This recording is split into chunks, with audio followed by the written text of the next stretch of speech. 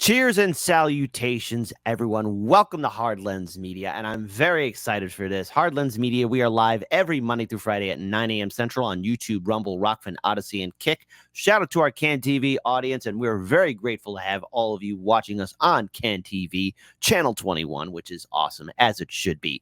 But I'm really excited because before we start with our main show, we got ourselves an outstanding guest, and I have demanded that she return because ever since I had her on the show, I have been following stories about multi-level marketing.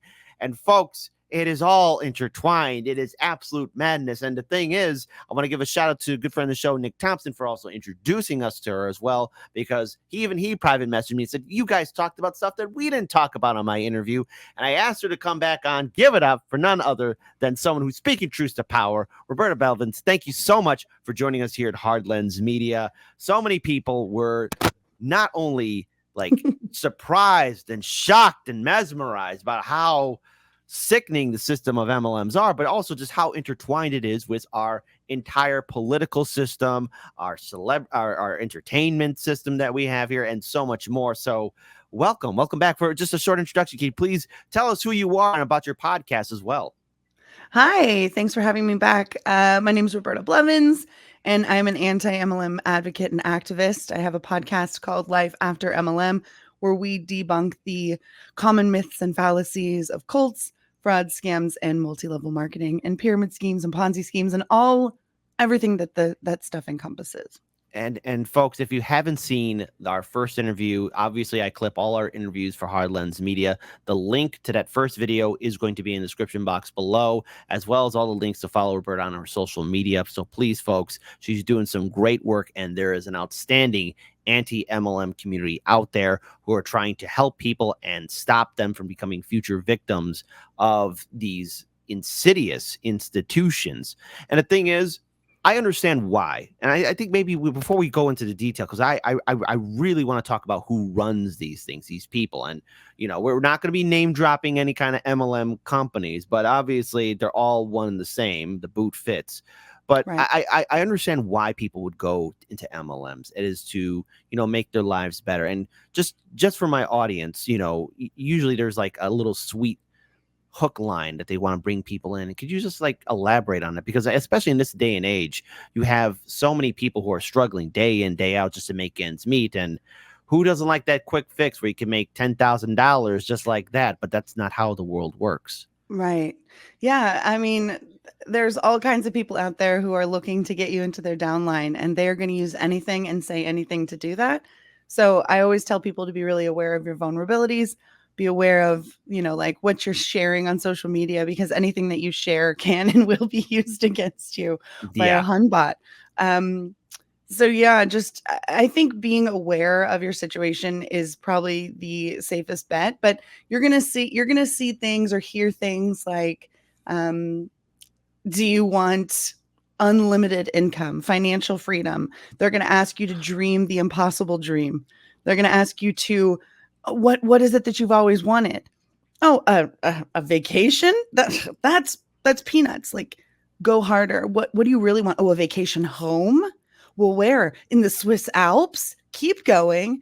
And then they kind of get you set on this idea, and then you're dreaming towards this impossible dream and this impossible future.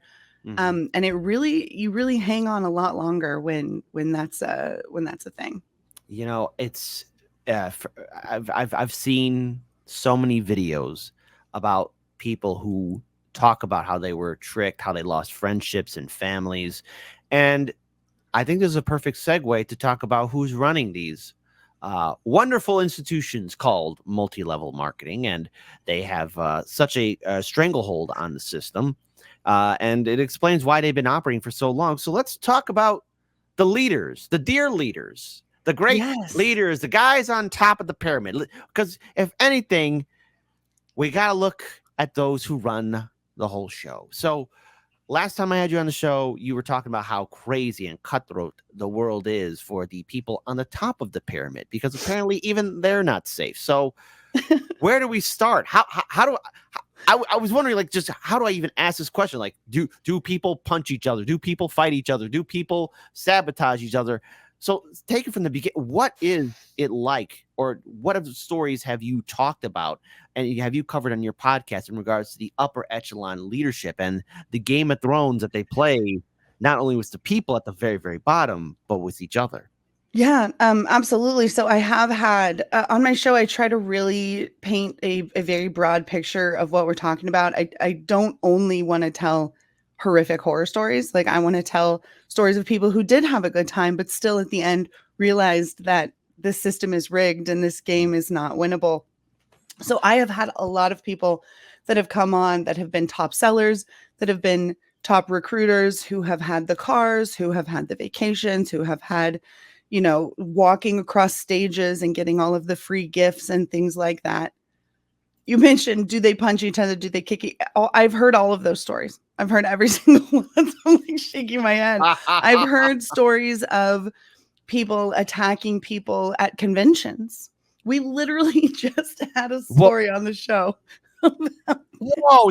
So sort of like something like from ECW or WWF, like somebody gets a steel chair to the head as they're I don't walking down know the if hall. it's I don't know if it's like full on like from the ropes style fighting, but definitely there have been cops called on multiple stories that I've heard because it just gets a little too out of hand. And it's usually you get a lot of women in the same place together and they're fighting over things that really don't matter. I heard a story at a convention that I was at, where in like the consultant gift store, there's this long line, like hours, people are waiting in line just to get branded merchandise. And there was a pair of leggings that had the company named on the side, just regular old black leggings that had the company named on the side. Okay. And women literally got into a fist fight over like the last few pairs, to the point that they were like pulling each other's hair, scratching and slapping, and cops were called and like they were escorted out. And then we just had an episode about somebody who went to a Hun produced convention because it was during COVID. And so the MLM was like, we're not going to meet. We're going to do this virtually. And this Hun, anybody that's been in an MLM, we call a Hun. So this Hun was like at the top. She was like, screw that. We're having a convention anyway, and plans this whole thing in Gatlinburg. And the person that was on my show talks about this fist fight that they witnessed, where the cops also had to be called. And then those women actually had to come back to Tennessee at a later date to like make an appearance. So yes, that kind of stuff does happen. It's very strange. It's something that like I can't explain, but like when you're in it, you're like, yeah, no, this totally makes sense. But outside of it, you're watching this and you're like, no, like this is not real. It's like if high school like became a job. If just like being in high school and being in that Mean Girls like pecking order became a profession. Wow. And it's very strange. I've never experienced like that hierarchical structure of control like anywhere else in my life, aside from, I mean, I wasn't raised in church, but a lot of people say church.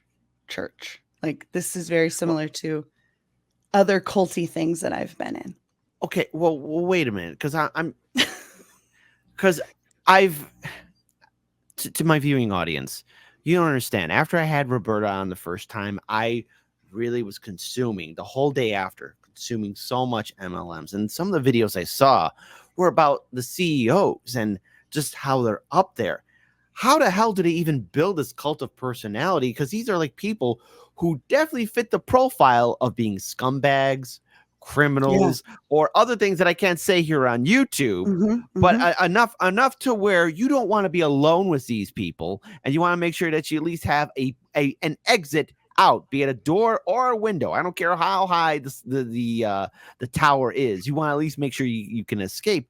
But how is it that they're able to build this cult of personality, this shield wall around them, while everyone else is like bleeding each other dry just so they could be in the presence of the dear leader? Like, who are these individuals at the very top of these MLMs? And they're all one and the same. None of them are different. They all put on this persona of saying you could be just like me, but heaven forbid if you climb up there, they're going to push you back down.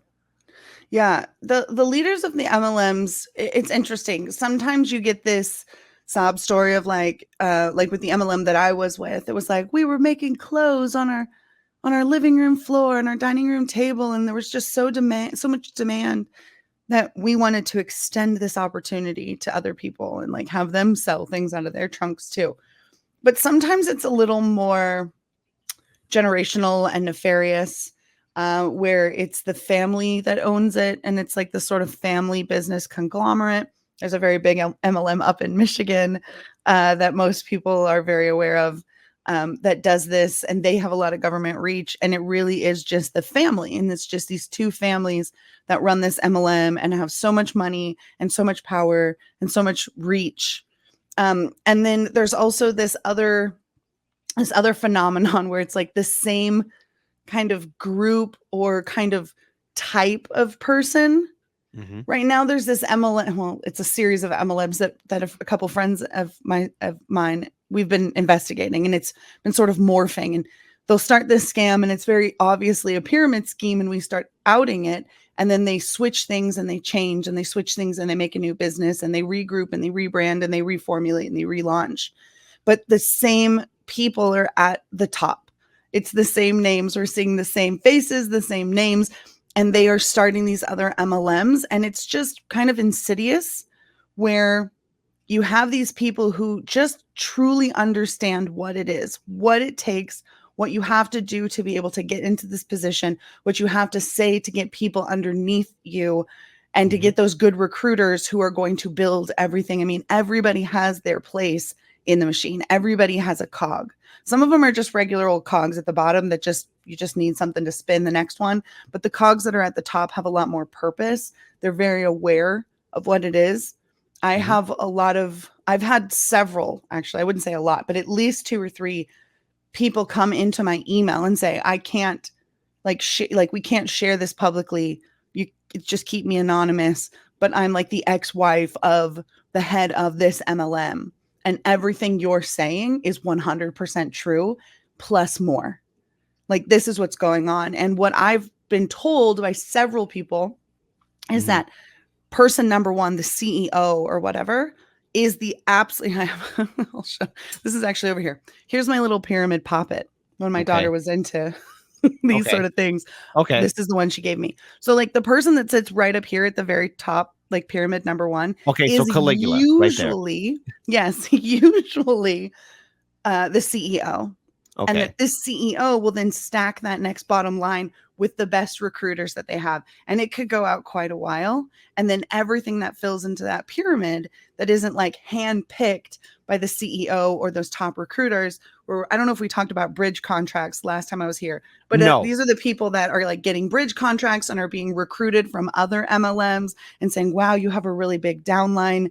You should come to our MLM because it's new and it's a ground floor opportunity. And if you get over here and you recruit your team, like we'll pay you $10,000 a month for 6 months to cover the cost of you building the team, so you don't have to worry about selling or any bonus checks or anything like that. And you bring everybody over. Like, it's a system. And those people that sit at the very, very top of the pyramid, they're pyramid number one.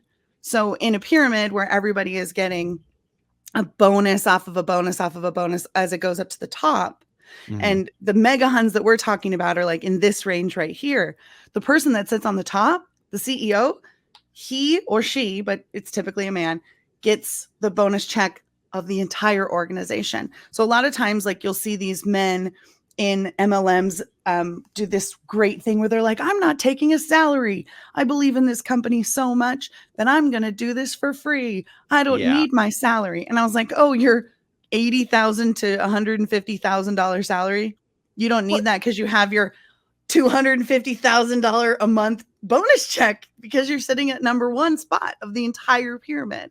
Well, that's the thing, because since I've been watching and consuming so much anti-MLM commentary, and there's a great community out there. To my viewing audience, there is a growing, and I have to say they're doing some phenomenal stuff. I want to give a shout out to you, Roberta, your channel.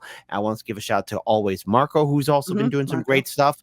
But these guys who say like, oh, I don't need a salary. Well, hold on. If you have 2 functioning brain cells, well, you got a fancy Lamborghini that you like to talk about. You got a private jet.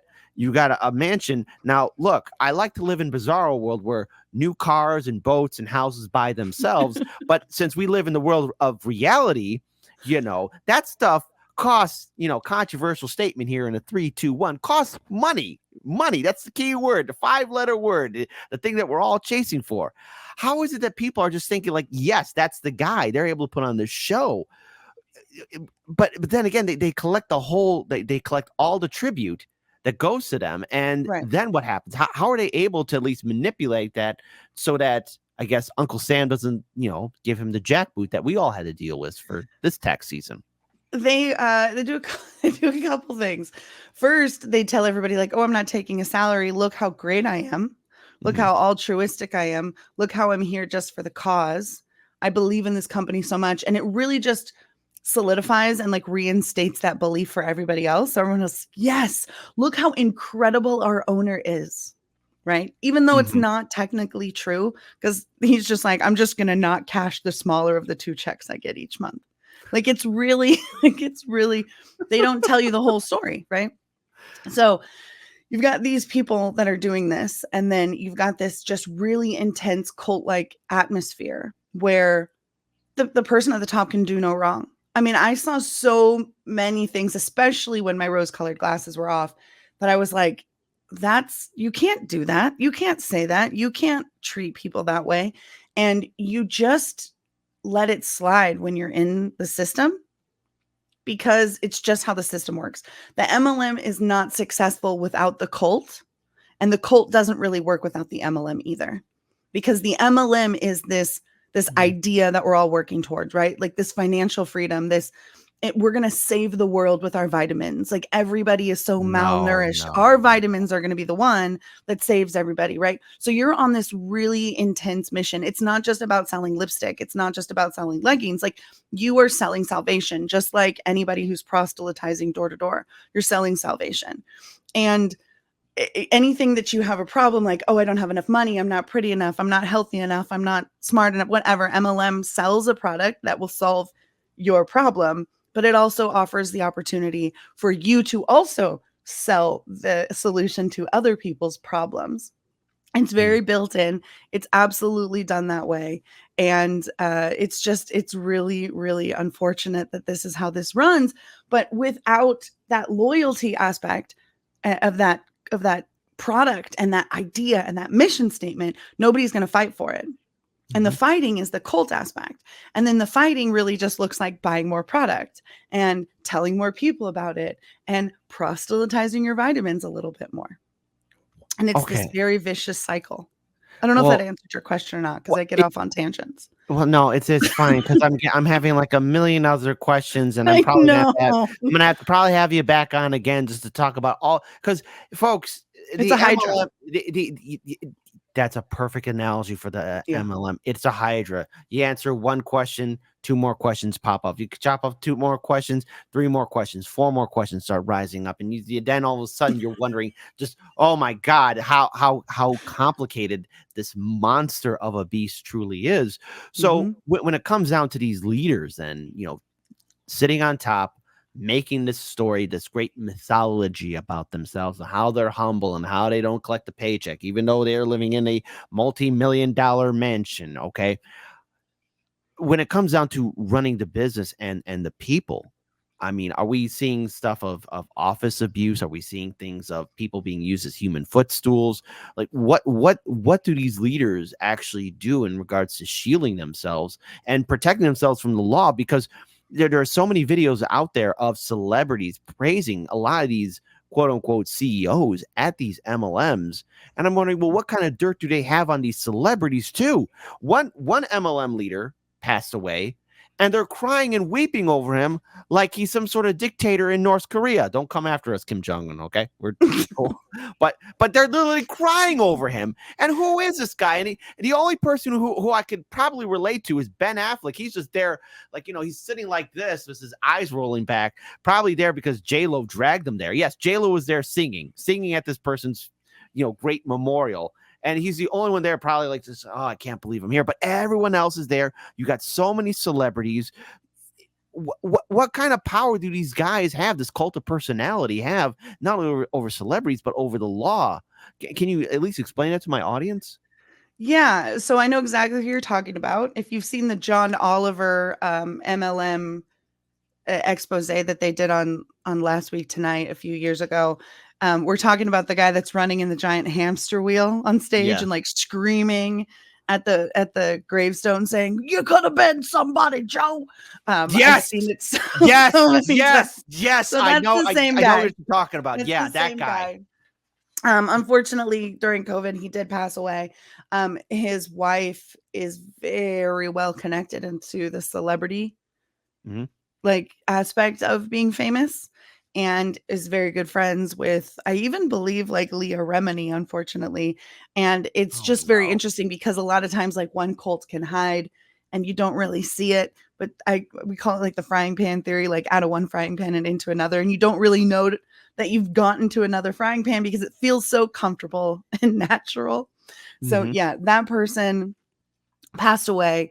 Um, eh, Outside of the pyramid, like these people are wonderful philanthropists. They are donating all kinds of money. They are showing up to events. They are Hmm. creating beautiful products or whatever. They're going to think not all MLM people are like this, but this specific family was very much like this. And so when he passed away, there was a very large impact because of his wife and all of her connections. And that's why you see all of these celebrities at this funeral.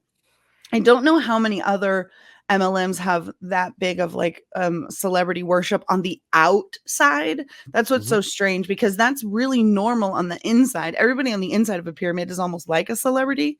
So I'm really curious what the inside of the pyramid looked like when that happened, and not just like the celebrities who were like, "Oh no, my friend's husband." Um, Hmm. there's a lot of cult worship and a lot of celebrity worship.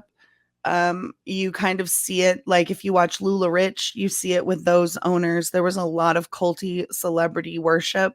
Hmm. They're just people that are really charismatic. You have to be charismatic to be the head of something like this. You have to be charismatic to be able to deflect all of the negative press and people's opinions about the fact that you're running a pyramid scheme. And so a lot of these people, there's a lot of narcissistic tendencies, there's a lot of Yeah. sociopathy, there's like some psychopathy. It's not odd for you to see this sort of behavior. But it's interesting because you talk about that funeral, and I think people on the outside got a glimpse of what it looks like on the inside. It is very, very culty with that culty leader. As soon as I saw all these, like, again, front page celebrity people, you got Jamie Foxx, J Lo, the whole, and when I'm saying these are the front card people, these were the front card people, and still are to this day. But with everything that's coming out, especially in regards to how sick our system is, especially of an individual and his connections to politicians, first name Jeffrey, last name E, who Mhm. mysteriously in a prison, a high security prison, somehow self-deleted himself. But I don't believe that at all. But knowing how sick the system is and how corrupt our politicians are, you have to look at Hollywood and wonder, well, what kind of push and pull did that former MLM's CEO's wife have over those celebrities? Because you could think, oh, out of the goodness of their heart, they showed up. And what a wonderful fantasy world to live in. But after everything that we've been seeing on social media, it also calls into question just how much surveillance MLMs have, because you talk about cults, and what's the one thing that all cults have in common? They're always following what their people are doing. They're always following those that could maybe boost them up more, and that means not only quote unquote looking out for their best interest, but also saying, hey, wouldn't it be a shame if this got out, or if this video got out, or if this photo came out? I mean, is there anything like that in MLMs, especially what these CEOs would employ? I mean, is that something that you've talked about on your show? Yeah, actually, there's a very famous MLM that did that very famously, and that MLM is called Nexium. Okay. So Nexium was an MLM, and they did Was. use uh, collateral and things like that to hold those over people's heads. I have episodes on Nexium, and Sarah Edmondson is a friend of mine, and we've talked about that aspect of this. Um, But yeah, I mean, I don't think all of them are as nefarious as Nexium was, with holding like naked photos, or Scientology, where you go into these auditing sessions and you're literally Mhm. telling your life story and they're just writing it down and saying, speak slower so I can get it all down properly. MLMs don't really do that way, but just like all other cults, they are going to encourage the members to spy on each other, which isn't that's also a Scientology thing. We had a conversation with Mark Headley, Michelle and I, who's actually in the chat.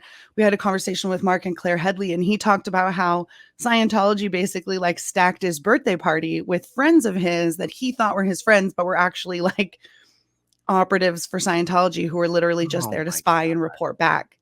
And you have that in MLM and you don't really realize who is and isn't your friend. Everybody joins each other's Facebook group, and it's really, really encouraged to spy and to get things of like bits of dirt on your other people, because if you have that information, that can protect you as well.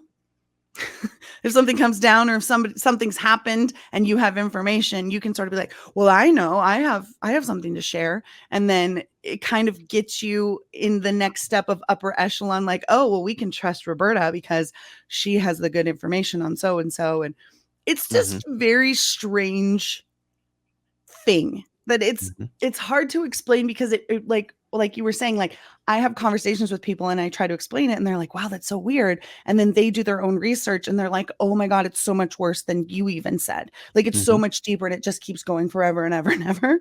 Mhm. And I absolutely 100%, like that is how it is. Like I will tell people, they're like, oh, it's a rabbit hole, and I'm like, no, it's an ant farm.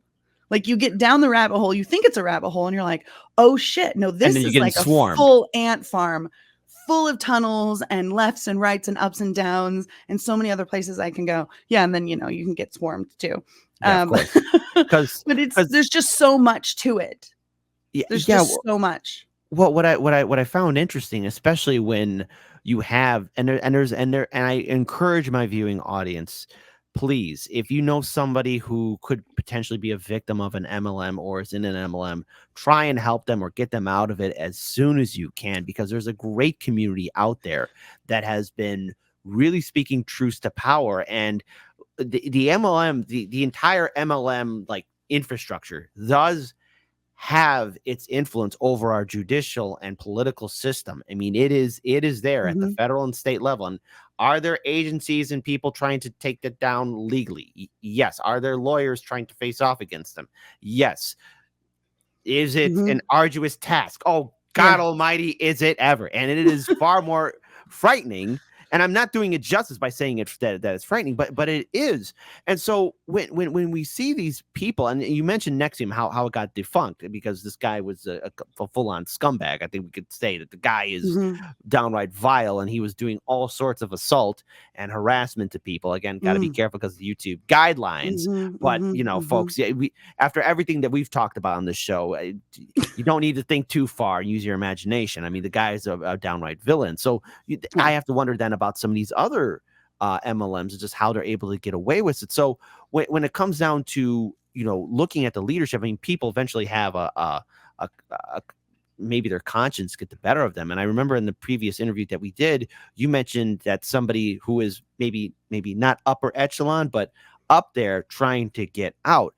Have you ever spoke to people who are up there living that life, that fantasy that they promoted, who now realize, uh-oh, I'm ruining people's lives. I want to get out of this. Have you ever been contacted by those kind of people? Yeah. Oh Yeah. my God. It's such a wild place to be, like sort of in the middle of the exposing and having these conversations, and like the people that really want to speak and like can't. So like Mhm. I said, even with the ex-wives who come into my email and say, I've got secrets, or I'm confirming everything you're saying, like that episode you did about XYZ, 100%. Everything you said is true. And there's even more. There are definitely people who have been in my email or my comments. This is actually one of my favorite things that happens. I'll make a TikTok video as an example, and I'm exposing some specific company. And of course, I'm going to hashtag the company because I want people who are looking for that kind of stuff to find it. And Mhm. eventually it happens within depending on the popularity of the video, within the first couple hours of the first couple days, I'm going to get a couple different people who are giving me pushback. You're uneducated. You don't know what you're talking about. There's no way that you've researched. Correction. They're calling you a hater.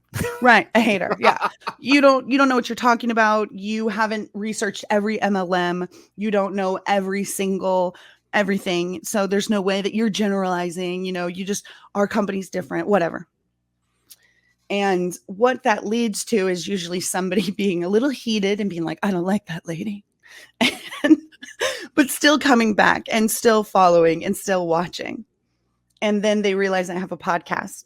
And the cool thing about a podcast is nobody knows you're watching or listening, because my podcast is audio. I mean, we do some on video too, but the majority of my podcast is audio. And so nobody knows you're listening. Nobody knows that that's what you're doing. As opposed to commenting on my TikTok or commenting on my Instagram that's public, people can be like, oh my God, she's interacting with the hater. But on a podcast, nobody knows. It's completely anonymous. So they listen and they connect and they email me and they say, this thing that you said, that did happen. Like, I can relate to that. Can I talk to you? Or they sort of kind of get in touch and they'll ask questions. And always, for me, it's always like, I want to give them a safe space. I want to believe them. I want to give them a place where they feel like they can share. They know that they're anonymous. They know that I'm not going to be like, today I got an email from Sally and Sally said, like, it's a place where they can do that. And I've had people that are like, look, I'm at the top of the pyramid. My husband quit his job. We're all in. We've been all in for 5 years.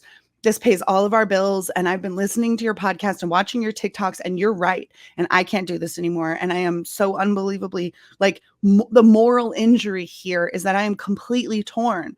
Like, I am raising my family, like the people that I'm taking advantage of to like have the life. I can't live this way anymore. What do I do? And I just say, now that you're aware, start making those changes. A lot of people are so fully in an MLM at the tippity top. They're so invested. It's their entire their family is invested. All of their friends are invested.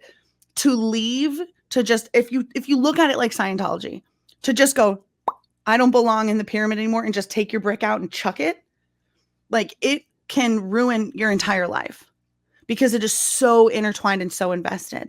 And so I will tell them, you have to take baby steps and just check in with me. Just check in every couple months and see where you're at, see how you're feeling. And they'll be like, okay, today I decided I'm no longer doing any recruiting. I'm just going to maintain the team that I have. I'm not going to make any waves. I'm not going to buy anything I don't need. I'm going to do a profit and loss statement before I make any other things. And they're taking the steps, the actual business steps of running a business, as opposed to just believing the upline and being like, oh yeah, I'll just buy these lipsticks and then like everybody will buy them. And then the money that I get here in this own rob Peter to pay Paul Ponzi scheme in my head, I'm going to rob from my future self to pay, or rob from my past self to pay my future self and you're juggling all this money, and it's just wild. And so I tell them, you need to make good financial decisions, put your husband back on Indeed or Monster or wherever, get his application out there, get him a job while you're maintaining this MLM business and getting yourself out. Once you're at that point, maybe you can also get a part-time job so that you have a steady income, and you're going to slowly phase this MLM out, because a lot of times you just can't quit cold turkey because you're so intertwined. Everything in your life is this. You have no other friends. Everybody you know is caught up in this, and it is a really, really vicious thing. Now, that is not the reality for most people, but it is the reality for some people. And they do email me and they do say, I don't know what to do. Can you help me? And we literally work our steps out, and we talk about the cult aspect of things, why they would be feeling that way, why they're stuck in that sunk cost fallacy, like why they are torn because they feel this loyalty to this company, and really just understanding what it is and breaking it down and deconstructing. I saw somebody says it sounds a lot like Christianity, and it's true. Like, you really have to deconstruct from a lot of these high demand control groups, because you really don't, like, you get in so slow and this little gradual thing. And by the time you're like in the epicenter of it, it's too late and you don't even know you're there. And then it's like, you can't get out. And so it's really, really important to understand where you're at in your life, how it it like works with where you are, what you can and can't do, what you can add, what you can cut. And a lot of times if you do too much, because again, like they are trying to get out, that is the ultimate goal. But if you do too much and you make too much of a stink, or you put a target on your back where people are like, I think Roberta's leaving. If it makes it to the top, they might just terminate you and say, hey, you're doing things that we're just going to terminate. And then you're done. And you're like, oh crap, we still needed like 3 or 4 more months of those bonus checks to get us to the place where we are. So it is a really, really difficult balance of, and that's why I said the podcast is so great because it's anonymous, and the email is so great because it's anonymous, and there's hundreds of thousands of people in. So if I say someone emailed me, it's so anonymous that nobody would ever be like, oh, that's Megan from this MLM. Like nobody would know that. And so creating that safe space, I think, has really allowed people to step forward and say, this is what's happening to me. How do I stop it? How do I get out? How do I, like, from 1 year from now, I want to be done. And I get emails all the time that from people who are like, Roberta, I left my MLM and I wanted you to be the first person to know. I know you don't know me, but I listen to your podcast every day. I watch you on TikTok. Your voice is constantly in my head. And I just want to let you know before I tell anybody else that I am completely free and clear from MLM. And it's because of what you've done or what you've introduced in the anti-MLM community. Like you mentioned, it's so vast, and it's so, there's so many different genres within the anti-MLM community to find the person that you connect with the best. And that's the thing I tell people too. Like, if you don't connect with me, you'll connect with somebody else. So it's really, really a good, if this is where you're at in your life and you're going, yeah, I really should leave that vitamin shake MLM that I keep trying to make work. Like, stop making fetch happen. Like, fetch is not going to happen. It's not going to happen. You will never be the 1%, right? Because even if there's 100 people, like, to be the 1% is a little easier out of 100 people. But when there's 100,000 people, trying to be the 1% is going to be a little bit more difficult. And I just think people need to set realistic expectations, because even the even the DSA, which is the governing body that protects MLMs, even if you were to ask the president of the DSA if he thought that MLMs were a great business opportunity to make money, Joe Mariano himself, would literally tell you, no, this is not a good money-making opportunity. Like, he's been quoted saying that. So if you really look at all the evidence. So wait. So the guy who protects MLMs, when confronted, will be like, yeah, it's a bad thing. Yeah, but I wouldn't go all in. You see that piranha pool? Those piranhas are awesome, but I'm not swimming in it. But you can't do anything to them. Great, awesome. Yeah, it's just a hobby. Yes, Dave, it's just a hobby. Okay, so yes, people are saying it's just a hobby. Sounds like just a hobby. So hold on, Dave, you're going up there. There you are. Dave's amazing. Dave knows all this stuff even better than I do. But yeah, if you were to ask Joe Mariano of the DSA, like if MLM is a good job, they would tell you that it's not a good money-making opportunity, and it's not really a job. It's more of a hobby. It's just like a fun thing to do on the weekend. But if you were asked someone in an MLM, okay. So again, you're going to get different answers from every single person you talk to. There is no straight answer in an MLM. There is no yes or no. Everything is nuanced, yet still in a black and white system. So it's very strange. Like, everything is black and white, but everything is also very nuanced, but the wrong side of nuance, if that makes any sense at all. What I'm able to take away from this is that there is a crisis of conscience, especially with the, I'm not going to say the CEOs, because the CEOs are probably far beyond redemption. They're in it, but maybe maybe second level, maybe mid-tier people who are up there realizing, and even people at the bottom eventually will realize it too, that it's all a scam, and that they want to get out of it, and that they want to escape away. But it sounds like the mob. Once you're in, blood out, you ain't leaving. And if you do leave, you will be forced out in a way in which you cannot recover, and you'll probably come crawling and begging, let me back in. Some of them will let you back in if you come crawling and begging. Oh yeah. Oh, whoa. Okay. Like I said, you're gonna have to be a repeat guest, because I need to have you back on the show again. Yeah, you guys crowdsource all of your amazing MLM questions and send them to Kit, and we'll just go down them. You know what? That is a fantastic. Here's what we're gonna do. Here's what we're gonna do. All right, right here live on air before everyone. What I'm going to do is for our patron supporters, and I'm also put on a YouTube community page. Hey, folks, if you have questions about MLM, so Roberta will take questions from the audience. So we're gonna schedule back in. We're gonna schedule you back in, back on the show again. And the audience this time, the Hard Lens Media audience, Chicago's fastest growing independent media network, is going to interview or send questions to Roberta. So I'll be speaking on behalf of the audience. And that's what we're going to do. So I'll be looking at some of the questions, the ones that really are out there. So first come, first serve. I will look at them and we'll try and get to them all, folks.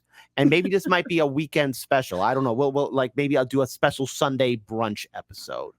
So in that way, it's just not like we'll schedule you back on. So that's what we have to do. So number one, before we wrap up the interview, where can people follow you online for your podcast? Where can people follow you on your social media? Where can they go to follow you and your outstanding work? The two best places to find me are going to be the websites. So I have robertablevins.com, and then we have lifeaftermlmpod.com. That's going to have all the links to join like our Discord, all of the places that I'm posting the newest episodes of the podcast. Anything like that is all going to be there. But if you Google my name, everything will pop up too. Fantastic. I'm really easy to find. Fantastic. But I guess I have to punish and yell at my audience after this interview because apparently Miguel H is saying multi-lens media. So there you go. I think people are saying that Hard Lens Media is an MLM. First of all, shame on my audience. But shout out to my Can TV audience too. We're going to continue on with the rest of our main show. Roberta, I'm going to send you an email later today and see if we can schedule back on because the Hard Lens Media audience, this time you're going to be asking the questions, and that's how it should be. So it's going to be a special episode. So we'll get that situated. So thank you so much, Roberta. Thank you. We will continue on with the rest of our main show and have a short break right now. So take good care, folks. Take good care. See you next time. There has to be a next time now. Bound behind her candidate, who found the perfect hill on which to lay it down for good. Who she might not agree with on apartheid or celebrating war crimes, but talks just like she could. He's got the IDF's back and the CIA's back like a Democrat should. Mr. Anti-Establishment didn't start the fire, but he's slipping on his hood. Her voice is grafted to a candidate who might not always speak for her, but what is she to say? Why bother harping on an issue that Americans won't listen to? It seems like such a waste.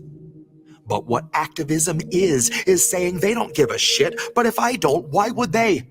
So way to rob yourself of agency, then chain yourself to genocide and look the other way. I love to see a fellow running as a Democrat, taking stacks of money from a GOP super PAC, calling out corruption in the giant fucking country club he's clearly been accepted at, but wants to be the leader of. He knows which way the money runs, knows it paves a leader's path, and human rights for Palestine historically don't lead to that. So he will not address it, as he doesn't see a need for that. And welcome to the attitude our country's politicians have displayed toward Palestinians since back before they cracked the will of Arafat. And so the story goes forever after. We do not speak the P word here or recognize the Nakba. All you'll find are sea lions who volunteered as actors, barking like a manuscript from NAFTA. All you'll find are insulated sycophants intent on justifying why the slaughter done in Palestine is not a voting matter. Tell that to Shireen Abu Akleh. Tell that to the children growing up inside a city where the walls are made of shackles. Tell that to a mother who is burying her baby, how her son is not our problem because we'll never see his grave. He's just a topic we can mute, or we can scroll right past his face and all the videos of mourners being beaten at his wake. So stuff your poll on what the average voter sees as urgent. They don't get to know the half of what we use as our detergent when we launder all our ISIS cells, our cartels and insurgents. We do not elect the man behind the curtain. We elect the poll string diversion. We elect the lesser evil donors pre-selected best to do unto the Arabs as we did unto the Persians, and do unto the Muslims as instructed by the merchant who provided you with HIMARS that can vaporize a person. Back into the dust in which we all will find immersion. One arms dealer's Jenin is another dealer's Kherson. Both are just a mark that Lockheed Martin smells a purse on. And voters are the hollow thralls that Congress put a curse on to vote against their interests every 4 years till they die. And if you show them Palestine, cry better them than I. Though the curse of occupation's taken place within their mind, they will always love their prison, long as they are shown the sky. They will sing about their freedoms under Apple's watchful eye, as puppets dance and sing should you so pull their strings and wires. And they'll rally round the man who bears a torch and bears it high, and believe him when he tells them that he's here to stop the fire. We're cursed to love our prison and keep lifting up our liars. We are not behind the wheel, we're being crushed beneath the tires. And our blood is in the oil, and the plastic on the wipers, and our blood is on the hands of those who cranked inflation higher. And blood is on a vest where press can barely be deciphered, put there by a few Israeli snipers who were aiming at the center mass of truth about American desires. That you can sell us any story, we're a nation built of buyers. And we love a good parade. It always makes us feel inspired, like who cares that those were Nazis? Gosh, they had the whitest smiles. So I wouldn't bank on sequels to the Nuremberg trials. If they happened now, they would be confidential Pfizer style. Redacted paragraphs and empty vials, close to 80 years before they share their files. Well, luckily, your lesser evil logic lets you justify the nations we've defiled.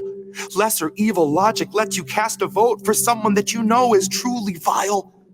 Lesser evil logic sees another million bodies thrown upon its hoarder's pile, extending out for miles. So every line I've had to scrap, I've turned back into bile. So don't you touch that dial, lest the feds come swarm your door. Guess it isn't safe to say things like I don't support the war, or may Palestine know freedom from the Jordan to its shores, or I'd love to see our senators get trampled by the poor. Any pull-string dem will tell what they're allowed to stand up for, and how little things like Palestine are better off ignored. You can call it voter outreach for some desperate remoras when the shark from which they get their scraps starts polling on the floor. And the shark says those who live beneath a brutal occupation should be thankful for their freedoms and their rubble and their gore. And I swear it only makes those bottom feeders love him more. One in particular is beaming for her candidate who found the perfect hill on which to make his final stand. And she will not be deterred by all those pesky little war crimes, will not be deterred by his support for stolen land. He helps her come to terms with how to spin an occupation, and forgiving the oppressor is the democratic way. She says her voice is grafted to the candidate who speaks for her, and every time you pull her string, she's nothing new to say. Anybody who's deliberately targeting civilians, they should be prosecuted and they should be jailed and the key should be thrown away. But, I don't see any proof of that. He really does believe this, guys, to his soul.